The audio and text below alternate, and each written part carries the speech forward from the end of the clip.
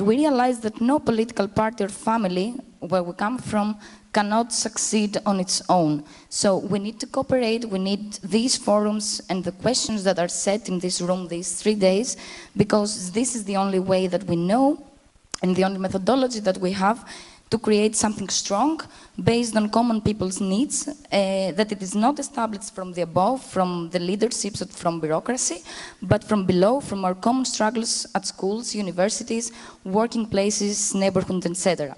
So the main subject of this discussion is how inequalities are connected to climate change and how climate change causes more inequalities, and how this crisis deepens also these inequalities even more. And this is totally the reality that we face.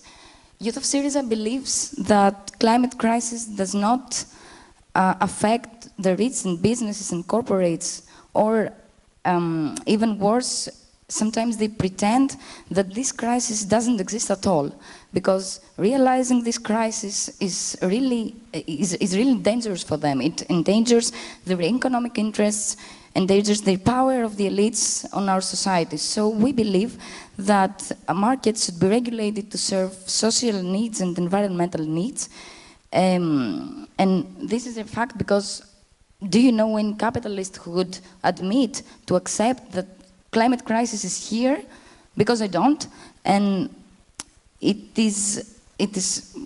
have to be aware that climate crisis has mostly nowadays a class dimension, which means that it brings more recession, more poverty, even more inequalities to the poor, to the people that are excluded from the prevalent society model.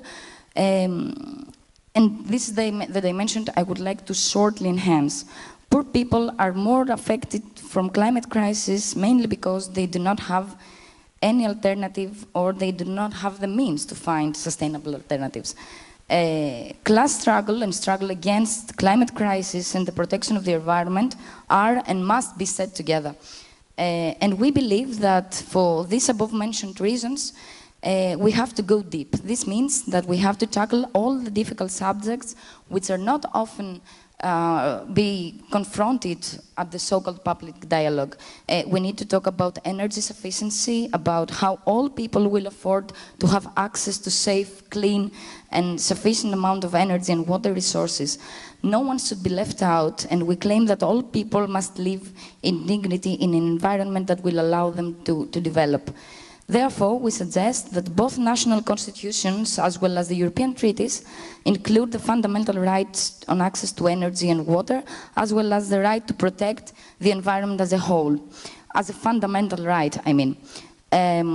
So we should also talk, in our opinion, about the energy mix that we use today. The energy mix should be as carbon-free as possible, while increasing at the same time the use of renewable sources. We should also talk about food sovereignty and clarify that we produce enough, but this doesn't reach all of us. It just ends up on some people's hands and doesn't refer to the whole of the society.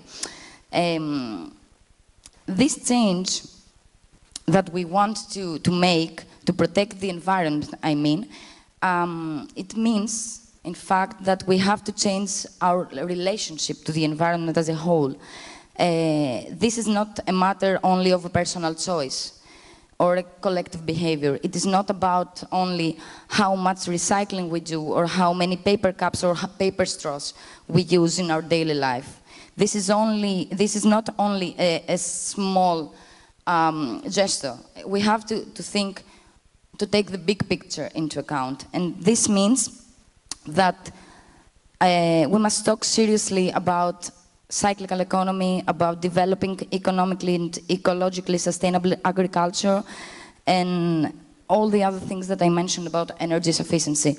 We will not go far on this climate fight, which is also a class struggle, as I mentioned, if we do business as usual. We have to try to overcome ourselves and experiment on different proposals and suggestions. And this is why all this question is about. Amazon area or Siberia or all the destructions that we have faced didn't happen themselves. The the fire on Amazon area, etc., was not sent by God or something.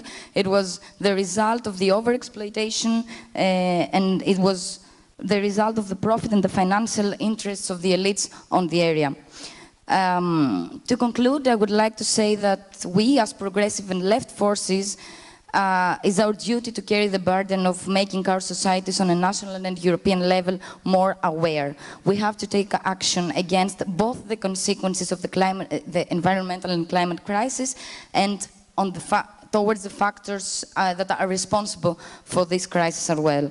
Therefore, the Youth of Syriza, the International Committee of the organization, and the Environmental Committee of the organization have planned a short call, a short text that my lovely comrade Angelina has already given you in a printed copy, which somehow concludes what I have referred to, and we believe that this kind of proposals and suggestions have to be a part of each organization's agenda.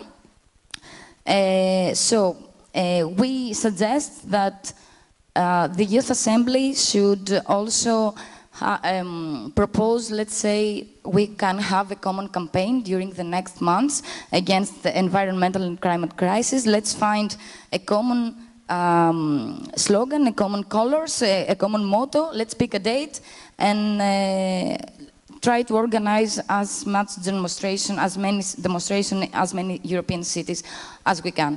Thank you for your attention.